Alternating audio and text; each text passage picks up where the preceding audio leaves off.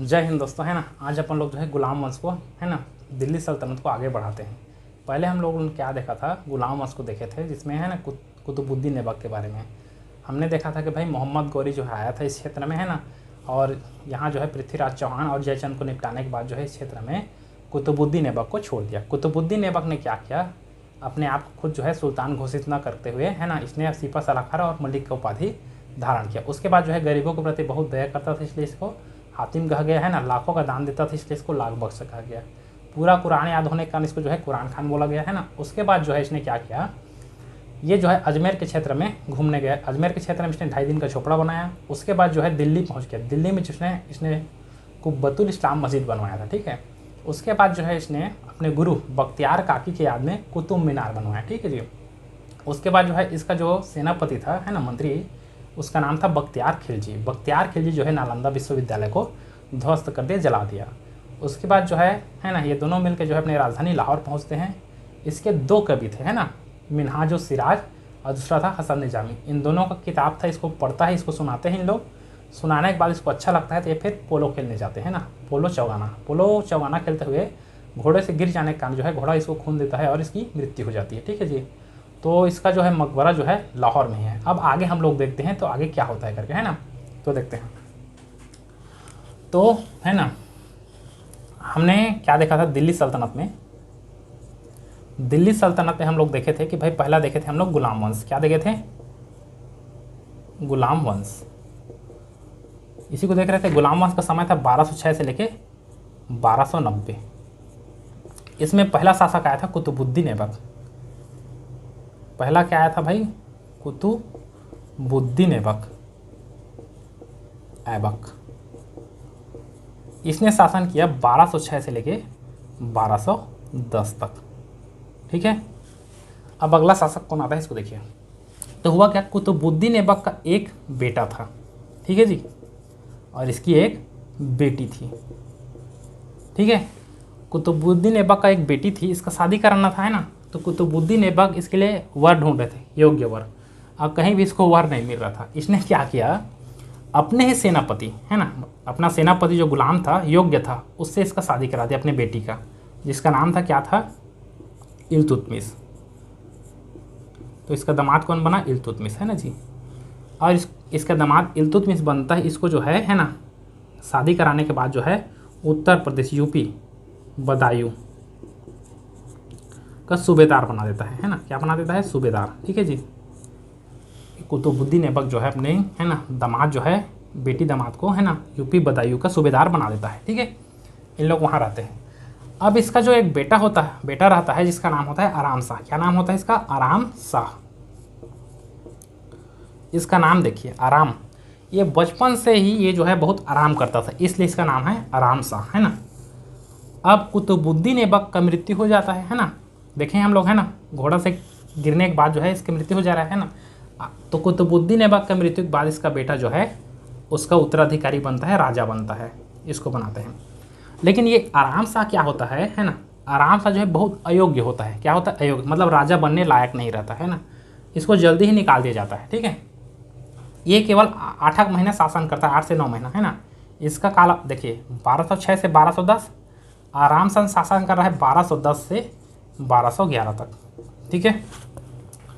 अब प्रश्न आता है कि कुतुबुद्दीन ऐबक के बाद आराम शाह 1 साल अयोग्य निकल गया। तो अब राजा कौन बनेगा भाई दिल्ली पे? तो अब आता है इसका बेटी बचा, बेटी दामाद, जिसका नाम था इल्तुतमिश। क्या नाम है? इल्तुतमिश। अब इल्तुतमिश आता है भैया, है ना।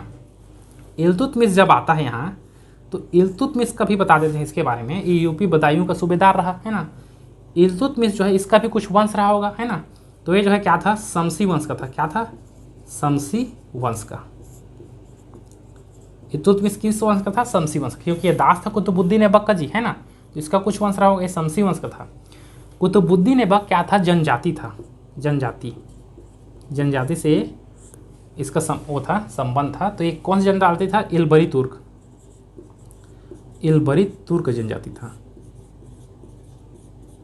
जनजाति, ठीक है। तो ये जो है इल्तुतमिश जो है शमसी वंश का था, इलबरी तुर्क जनजाति था। अब देखिए एक बात याद रखिए, सबसे पहले हम लोग मोहम्मद गौरी को देखे थे, है ना, मोहम्मद गौरी। गौरी के बाद इसका जो है गुलाम कौन था, तो कुतुबुद्दीन ऐबक, कुतुबुद्दीन था। अब कुतुबुद्दीन का गुलाम कौन बन रहा है, इल्तुतमिश हो रहा है जी, इल्तुतमिश। तो मतलब गौरी का गुलाम मतलब गुलाम का गुलाम, इसलिए इल्तुतमिश को गुलामों का भी गुलाम कहा जाता है ना। क्या बोलते हैं इसको, गुलामों का गुलाम। ठीक है, याद रखना, है ना। गौरी का गुलाम कुतुबुद्दीन, कुतुबुद्दीन का गुलाम इल्तुतमिश, इसलिए गुलामों का गुलाम किसको बोलते हैं, इल्तुतमिश को। ठीक है। अब इल्तुतमिश जब शासन करने आते हैं, है ना, तो इसके सामने क्या होता है, तराइन का तृतीय युद्ध हो जाता है। क्या होता है, तराइन का तृतीय युद्ध हो गया। किसके किसके बीच, तो इल्तुतमिश, क्योंकि अभी गद्दी पे यही बैठा है, और साथ में याल्दोज। अब आप लोग सोच रहे हो कि याल्दोज कहाँ से आ गया भाई, है ना, तो देखिए इसको बताते हैं। ये जो मोहम्मद गौरी था, है ना, इसका 3 मुख्य गुलाम थे, तीन, है ना। इसमें एक था कुतुबुद्दीन ऐबक, दूसरा था क्या था, जिसका नाम था याल्दोज, यही याल्दोज। ठीक है जी। और तीसरा नंबर में था कुबाचा। कौन था, कुबाचा। ठीक है। तो हुआ क्या था, मोहम्मद गौरी के मृत्यु के बाद जो है भारत का क्षेत्र कुतुबुद्दीन ऐबक को दे दिया गया था। अब कुतुबुद्दीन ऐबक जब ये मर गया तो याल्दोज चाहता था कि भाई अब जो है भारत पे मैं राज करूंगा। ठीक है, बात समझ रहे हो, इसीलिए जो है ये लड़ने आ गया। अब ये इसका भनक जो है इल्तुतमिश को बेखूबी था, बहुत अच्छे से पता था। क्या था कि अगर मेरा जो ससुर है ना इल्तुतमिश, इसका मृत्यु होगा तो याल्दोज जो है ये जगह हड़पने के लिए जरूर आएगा, मुझसे लड़ाई करने जरूर आएगा, है ना। तो पहले से इल्तुतमिश जो है याल्दोज के लिए अच्छा सा बंदोबस्त करके रखा था, है ना, तो कैसे इसको निपटाऊंगा करके। इन दोनों का भिड़ंत युद्ध होता है तराइन के मैदान में। कहाँ होता है, तराइन के मैदान में। इसको तराइन का तृतीय युद्ध बोला जाता है ना। क्वेश्चन पूछेगा, है ना, तराइन का तृतीय युद्ध किसके किसके बीच हुआ, तो इल्तुतमिश और याल्दोज के बीच हुआ। ठीक है, याद रखना। इसमें तो बेखूबी से याल्दोज को निपटा देता है। ठीक है जी, कौन, इल्तुतमिश विजय हो जाता है। अब ये कुबाचा भी मन बढ़ रहा था छोटा, है ना, ये भी आ गया लड़ाई करने एक दिन। ठीक है, इन लोगों का लड़ाई हो रहा है सिंधु नदी के तट में। देखिए कहाँ हो रहा है, अरे सिंधु नदी के तट में जी, है ना। कहाँ हो रहा है कुबाचा से लड़ाई, सिंधु नदी के। ये कुबाचा क्या था, इल्तुतमिश से लड़ते हुए, है ना, सिंधु नदी से फिसल गया, तट से फिसल गया और सिंधु नदी में डूब कर मर गया। ठीक है जी, कौन, कुबाचा। तो यहाँ से देखिए कुतुबुद्दीन ऐबक तो पहले चला गया, अब याल्दोज भी निपट गया, कुबाचा भी निपट गया। ठीक है जी। तो ये दोनों जब निपट गए, है ना, तब जो है आगे जो है इल्तुतमिश क्या कर रहे हैं, देखिए। जैसे इन लोग निपट गए, लड़ाई वड़ाई जीत जाता है एकदम से, तो खुद को अब सुल्तान की उपाधि धारण कर रहा है। देखिए क्या कर रहे हैं, सुल्तान की उपाधि कौन धारण कर रहे हैं, तो इल्तुतमिश। जबकि इसका जो है ना, ससुर जी, मतलब क्या है नाम है इसका, कुतुबुद्दीन ऐबक, खुद को भैया बेचारा, है ना, एक जो है क्या बोलते हैं, गुलाम हूँ करके सुल्तान की उपाधि धारण नहीं किया था, है ना। सुल्तान की उपाधि इसने धारण नहीं किया था, इसके बदले में सिपह सलाहकार और मलिक की उपाधि धारण किया था। जबकि, है ना, इल्तुतमिश जो है ये तराइन का तृतीय युद्ध वगैरह जीतता है ना, कुबाचा को भी जीतता है, मारने के बाद जो है खुद को सुल्तान की उपाधि धारण कर रहा है। और साथ में देखिए बगदाद के खलीफा, क्योंकि ये मुस्लिम है इल्तुतमिश भी, तो बगदाद के खलीफा से खिलत ले रहे हैं, बगदाद के खलीफा से खिलत प्राप्त कर रहे हैं। खिलत क्या होता है, खिलत एक प्रकार का जो है ना, मान्यता है कि भाई ये सुल्तान बन रहा है ना, राजा बनने योग्य है। जैसे कि मान लीजिए अपन लोग घर बनाते हैं और घर में ऐसे ही रह रहे हैं तो रह रहे हैं, नहीं तो फिर इसके लिए एक मतलब अच्छा से वो करने के लिए हम लोग क्या कराते हैं, सत्यनारायण का पूजा अर्चना कराते हैं, उसके बाद घर में रहते हैं, मतलब एक मान्यता टाइप से हो गया ना। तो वही है, मतलब एक बगदाद के खलीफा से खिलत प्राप्त कर रहे हैं एकदम से, है ना। खिलत प्राप्त मतलब भाई ये जो है अब सुल्तान बनने का इसको है, मतलब सुल्तान बन सकता है, राजा बन सकता है, इस टाइप से इसको मिल रहा है। ठीक है, एक दर्जा मिल रहा है। अब इसको आप नोट करना चाहते हैं तो नोट कर लिए, थोड़ा सा इरेज करेंगे, है ना। तो यहाँ तक आप समझ गए होंगे, है ना, इल्तुतमिश क्या कर रहे हैं, खलीफा से खिलत प्राप्त कर रहे हैं। ठीक है, ठीक है जी। इल्तुतमिश ये खलीफा से खिलत ले लिए। ठीक है, क्या ले लिए? खिलत।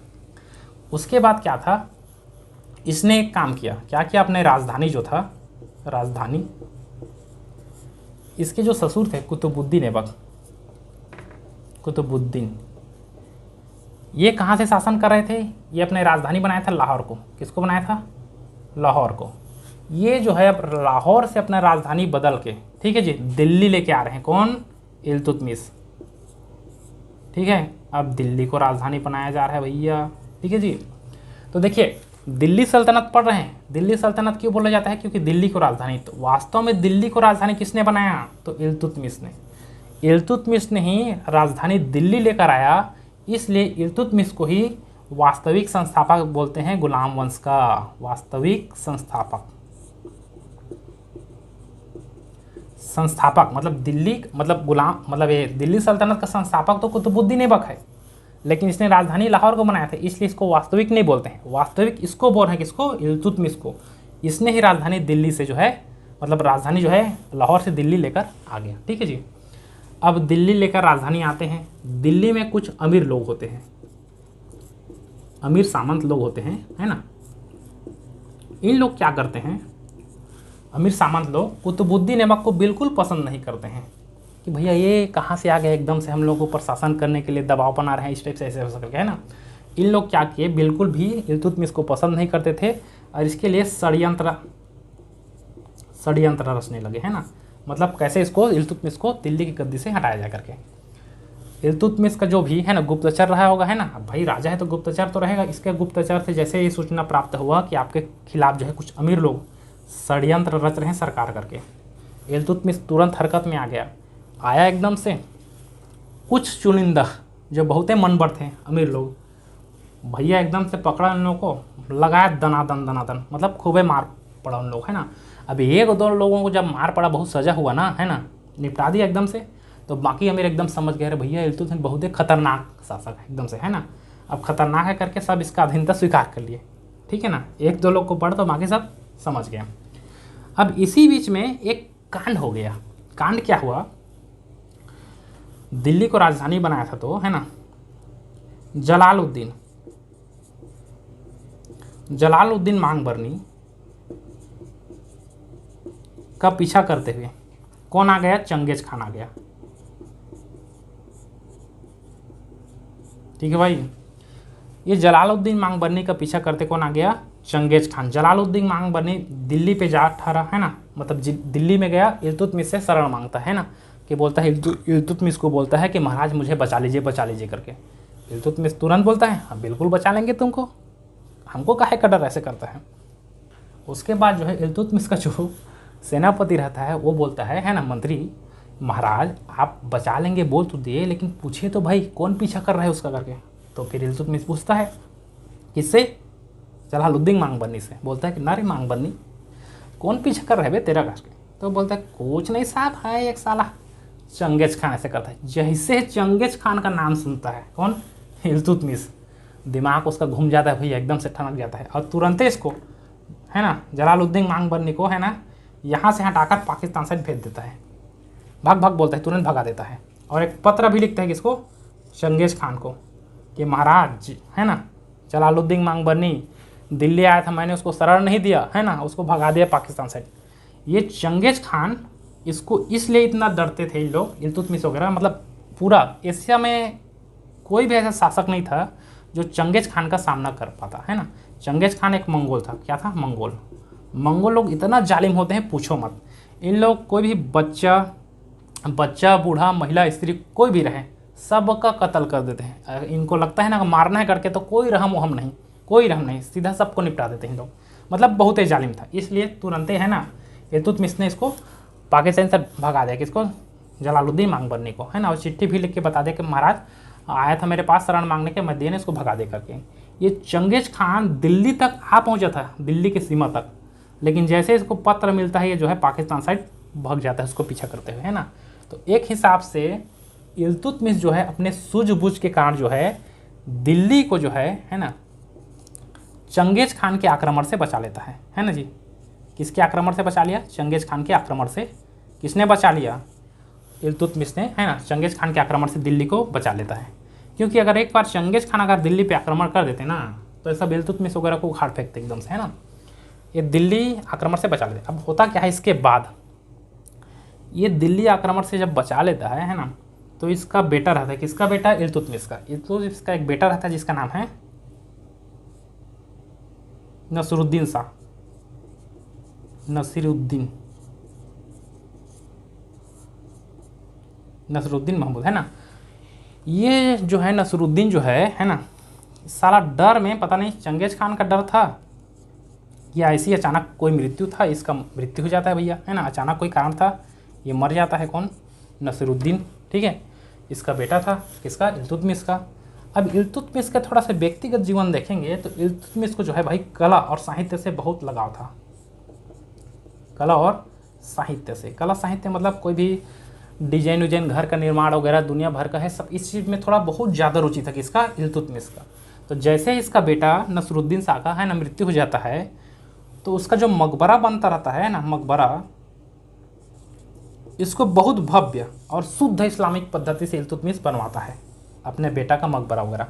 तो याद रखना, एक क्वेश्चन आता है, ये देखिए, गुलाम मतलब दिल्ली सल्तनत में ये इल्तुतमिश पहला शासक है जो शुद्ध इस्लामिक पद्धति से मकबरा, गुंबद वगैरह निर्माण करे। गुंबद किसको बोलते हैं? ताजमहल देखे हो, ऊपर का जो है क्षेत्र रहता है ना, इस टाइप का, इस टाइप का जी, है ना। ये ऊपर का जो क्षेत्र रहता है ऐसा एकदम से फूला टाइप से, उसको गुंबद बोलते हैं। क्या बोलते हैं? गुंबद, ठीक है। तो इल्तुतमिश ही ऐसा शासक था दिल्ली सल्तनत में जो पहली बार, है ना, मकबरा और गुंबद निर्माण भारत में शुरू कर रहा है, ठीक है जी। तो इसके लिए मकबरा और गुंबद, मकबरा और गुंबद निर्माण का जनक भी बोला जाता है किसको? इल्तुतमिश को। इसको याद रखना, इल्तुतमिश को, ठीक है। मकबरा गुंबद निर्माण का जनक कौन है बोलेगा, है ना, दिल्ली सल्तनत में, तो इल्तुतमिश है, याद रखना, ठीक है। इसको आप नोट करना चाहते हैं कर लीजिए, मैं थोड़ा से इसको इरेज करूँगा, है ना। तो मकबरा और गुंबद निर्माण का जनक किसे बोला गया? तो इल्तुतमिश को बोला गया, ठीक है। इसने बनाया। अब देखिए एक बात याद रखिएगा, हमने एक चीज़ बताया था आपको, 5 मंजिला कुतुब मीनार बताए थे। कुतुब मीनार, ये भैया कुतुब मीनार, है ना, इसके जो ससुर थे, है ना, कुतुबुद्दीन ऐबक, कुतुबुद्दीन ऐबक जो है 3 मंजिल ही बना पाया था, है ना, और इसका मृत्यु हो जाता है ना, पोलो चौगाना खेलते घोड़ा खून देने से, ठीक है। अब ये 3 मंजिला ही बना था, उसके बाद वो मर गया तो बनना बंद हो गया था। अब इल्तुतमिश जो कि कला और साहित्य बहुत प्रेमी था, इस कारण से ये देखता है कुतुब मीनार आधा बना है, इसको पूरा निर्माण करवा देता है, मतलब पूरा बनवा देता है, ठीक है। कौन बनवा देता है? इल्तुतमिश जो है कुतुब मीनार को पूरा बना देता है जी, है ना। क्वेश्चन आएगा कुतुब मीनार कौन बनवाया, कौन शासक गुलाम वंश में? तो कुतुबुद्दीन ऐबक। लेकिन कुतुब मीनार को पूरा किसने कराया? तो बोले, तो इसका जवाब होगा इल्तुतमिश ने, ठीक है जी। और इसके बारे में और आगे जानकारी इसको बाद में देंगे, बस इतना जान लीजिए, कुतुब मीनार को पूरा किसने बनवाया था? इल्तुतमिश ने, ठीक है। अब देखिए, इल्तुतमिश ने कुतुब मीनार बनवाया, अपने बेटे का मकबरा वगैरह शुद्ध इस्लामिक पद्धति से स्टार्ट किया, है ना। ये सब में जो कारीगर लगे थे, कारीगर, मिस्त्री जी, इन लोगों को पैसा भी देना था। तो पैसा देने के लिए इल्तुतमिश ने क्या किया? 2 तरह के पैसा स्टार्ट किया, एक चांदी का टंका और दूसरा तांबा का जीतल। दूसरा क्या था? तांबा का जीतल, ठीक है जी। तो चांदी का टंका चलाया और तांबा का जीतल चलाया, ठीक है। और पैसा दिया गया किसको? कारीगर लोगों को। लेकिन आगे चल के हुआ क्या, ये जो सिक्का था मतलब चांदी का टंका और जो है तांबा का जीतल, इसको जो है वहाँ स्थित लोहार बढ़ई लोग भी जो है ना ठोक पीट के एकदम से सिक्का खुद बना ले रहे थे और बहुत सारा बना ले रहे थे, समझ रहे हो। अब इस तरह से जब भ्रष्टाचार स्टार्ट हो गया, है ना, भ्रष्टाचार, तब जो है इल्तुतमिश बहुत घबरा गया और इसने क्या किया, इल्तुतमिश ने वहाँ स्थित जो है 40 तुर्क सरदार लोगों को बुलाया और इन सरदार लोगों को, है ना, मंत्री परिषद का दर्जा दिया और कहा कि भाई आज से आप लोगों से, है ना, इस 40 तुर्क सरदार को चालीसा दल भी बोलते हैं। क्या बोलते हैं? चालीसा दल। इस चालीसा दल से कहते हैं, है ना, कि आज से जो है मैं जो है आप लोगों से सलाह लिया करूँगा और साथ में आप लोगों के मतलब राय से ही मैं कुछ काम किया करूँगा, इस टाइप से, है ना। तो इन लोगों से पूछता है कौन? इल्तुतमिश, कि भाई ये जो भ्रष्टाचार हो रहा है ना, मिस्त्री बढ़ई लोग जो है तांबा चीतल, है ना, चांदी का टंका है, तांबा का चीतल सब बना ले रहे हैं, इसके लिए हम लोग क्या करें ऐसे करके। तो ये 40 तुर्क सरदार लोग ही, है ना, इसको इल्तुतमिश को राय देते हैं कि महाराज आप एक काम करिए, आप पैसा के बदले काम करिए, ज़मीन देना स्टार्ट कर दीजिए। ज़मीन देना, देखिए क्या हो रहा है, पैसा के बदले ज़मीन दे रहे हैं, जिसको बोलते हैं इक्तादारी व्यवस्था। इक्तादारी। अभी इक्तादारी व्यवस्था क्या है? तो होता क्या है, मतलब उस समय क्या था, राजा जो है राजस्व आय के लिए, मतलब धन के लिए क्या होता था कि उस क्षेत्र में मतलब राजा राज्य कर रहा है ना, तो यहाँ जितना भी कृषक, है ना, जो भी किसान उसान रहते हैं, इन लोग जो है अपना खेत में जो भी, है ना, साल भर में जो भी फसल वसल उगाते थे, उसका कुछ हिस्सा राजा को देते थे, है ना, टैक्स के रूप में, तभी राज्य चल रहा था। तो इसको जो है पैसा के रूप में मिल जाता था, किसको? राजा को। तो ये ना देकर अब चालीसा दल क्या बोल रहे हैं, काम करिए, ये जो पैसा देते थे राजा को, है ना, कुछ हिस्सा देते थे पैसा, इस पैसा से जो है राजा क्या करता था, अपना सैनिक लोगों को, है ना, वेतन देता था, सैनिक लोगों को, है ना, देता था, सैनिक, मंत्री, सेनापति लोगों को वेतन देता था। तो चालीसा दल क्या बोल रहे हैं, ये वेतन न दे के काम करिए, डायरेक्ट इस सैनिक लोगों को, है ना, यहाँ बोल दीजिए, ये जो किसान है, कृषक, यहाँ से राजस्व वसूल सकते हो आप स्वयं। राजस्व वसूल सकते मतलब ये ज़मीन तो राजा का रहेगा, किसान लोग बोल रहे हैं, है ना, लेकिन यहाँ का जो टैक्स थोड़ा सा जो राजा को मिलता था वो डायरेक्ट आप सैनिक ले लेंगे यहीं से, ठीक है जी। तो एक छोटा सैनिक है, उसको कोई एक किसान दे रहा है, लेकिन जो बड़ा सैनिक होता था, एकदम सेनापति होता था, उसको जो है एकदम से बड़ा सा गाँव मिल जाता था 1 महीने के वेतन में, है ना। अब बड़ा सा गाँव में बहुत सारा किसान है, अब बहुत सारे किसान एकदम से क्या है, जितना भी टैक्स होता था राजस्व, वो सीधा अब राजा को न दे के किसको देते थे, उसके सामंत मंत्री को देते थे, ठीक है जी।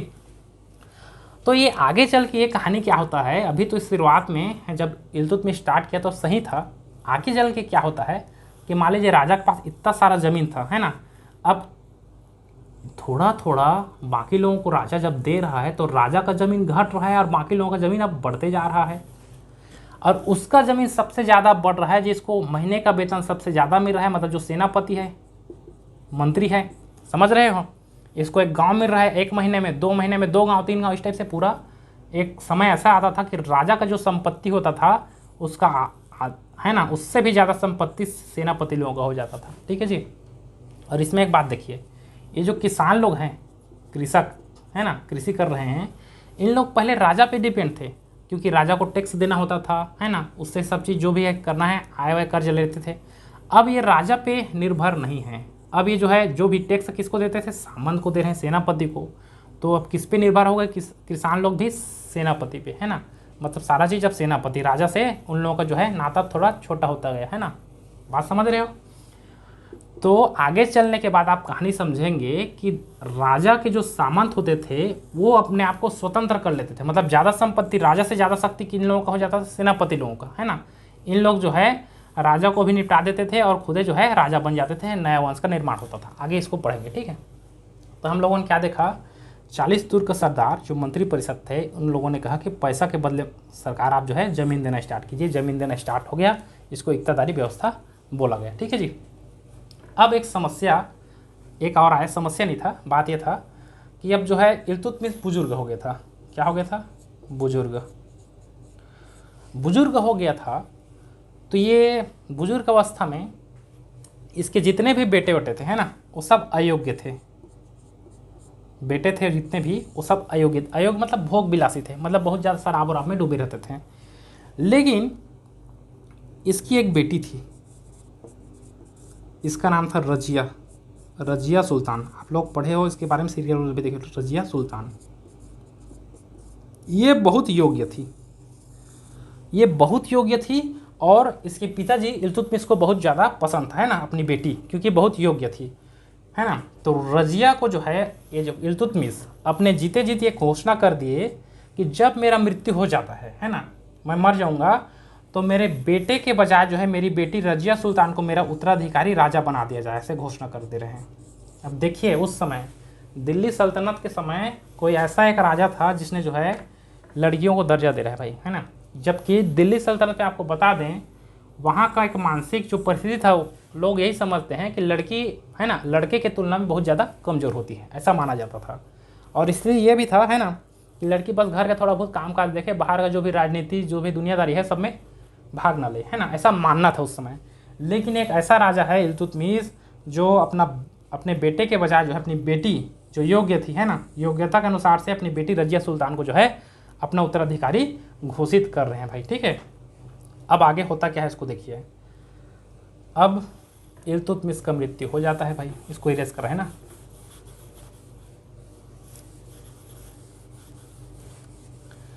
इल्तुतमिश बेचारा मर जाते हैं कब, 1236 में जी, ठीक है। 1236 में इल्तुतमिश मर जाते हैं। अब इसका मृत्यु होता है। इसके बाद जो है अब देखिए होता क्या है, जो चालीसा दल थे, है ना, चालीसा दल, ये चालीसा दल जो है रजिया को बिल्कुल पसंद नहीं करते थे, रजिया सुल्तान को। इन लोग सोचते थे, उन लोगों का उस समय स्थिति था उस हिसाब से कि भाई क्या हम लोग एक औरत एक लड़की के नीचे काम करेंगे, एक लड़की शासन करेगी हम लोगों के ऊपर, है ना। ऐसे करके ये चालीसा दल जो है रजिया को बिल्कुल पसंद नहीं करते थे।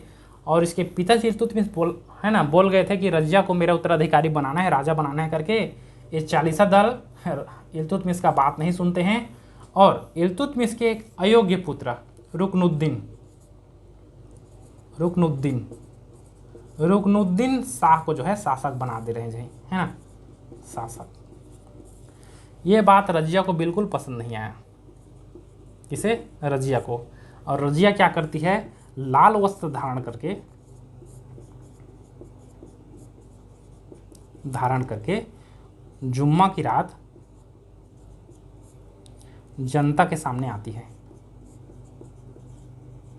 अब आप लोग बोलोगे लाल वस्त्र वाला मेथड क्या है भाई, तो था क्या, इसके जो पिताजी थे इल्तुतमिश, इसने काम किया था, कहा था इसने कि अगर किसी भी जनता को जो है मेरे द्वारा मतलब इल्तुतमिश के द्वारा अगर न्याय नहीं मिलता है, या फिर कोई चालीसा दल है, ये चालीसा दल के द्वारा भी न्याय नहीं मिलता है, तो इन लोग जुम्मा की रात लाल वस्त्र धारण करके, है ना, जनता के सामने आ सकते हैं और जनता सीधा जो है इन लोगों पे न्याय करेगी, ऐसे करके। इसी बात का फ़ायदा रजिया सुल्तान उठाती है और जुम्मा की रात जो है लाल वस्त्र धारण करके जनता के सामने प्रस्तुत होती है और जनता को बोलती है कि मेरे जो पिताजी थे इल्तुतमिश, वो मेरे योग्यता के हिसाब से मेरे को जो है अगला शासक सुल्तान उत्तराधिकारी घोषित किए थे, लेकिन चालीसा दल ने क्या किया, मेरे अयोग्य भाई रुकनुद्दीन को जो है शासक घोषित कर दिए है। अब जनता ये सब बात सुनती है और जनता न्याय करती है। जनता क्या करती है, रजिया को सुल्तान घोषित कर देती है, गद्दी पे बैठाती है और उसके अयोग्य भाई रुकनुद्दीन को गद्दी से हटा देते हैं। अब देखिए यहाँ रजिया सुल्तान जो है भाई शासक बनती है कब, इसका समय था 1236 से 1236 में पिता इल्तुतमिश मर गए। अब 1236 से 1240 तक रजिया बन रही है शासक, ठीक है। इसके बारे में कल देखेंगे रजिया सुल्तान के बारे में, क्यों, क्योंकि ये वीडियो बहुत ज़्यादा लंबा हो जाएगा, इतना ही समझिए, है ना। तो इसमें देखिए गुलाम वंश में सबसे पहले हम लोग क्या देखे थे, थोड़ा सा इसको देख लीजिए समय को। पहला शासक बनकर इसमें आए थे ए नंबर का कुतुबुद्दीन ऐबक। इसका समय अवधि था क्या था, 1206 से लेके 1210, ठीक है। दूसरा कुतुबुद्दीन के मरने के बाद इसका एक बेटा था है ना, बहुत आराम करता था, आराम शाह ये 8-9 महीने के लिए बस गद्दी पे बैठा था। तो इसका समय था 1210 से लेके 1211 तक, ठीक है जी। इसके बाद सी नंबर पे आराम शाह के बाद कौन आया, इल्तुतमिश आया। इल्तुतमिश कौन था, तो कुतुबुद्दीन ऐबक का दामाद, है ना। इसका समय था 1211 से लेके 1236 तक। 1236 में ये मर गया इल्तुतमिश मर गया तो इसकी बेटी शासक बनती है, कौन, बेटी का नाम है रजिया। रजिया सुल्तान। रजिया सुल्तान के बारे में आप लोग बहुत ज़्यादा मूवी वगैरह भी देखे होंगे, है ना, और सीरियल भी आता है इसके बारे में। तो 1236 से लेके 1240 तक अब शासन करेगी रजिया सुल्तान, ठीक है। इसको सन लोगों को थोड़ा से, है ना, आप लोग एक आध दो बार देखेंगे याद हो जाएगा। अब 1206 से 1210, 1210 से 1211, 1211 से 1236, 1236 1240। तो आज का सेशन यहीं तक ख़त्म होता है हम लोगों का, ठीक है।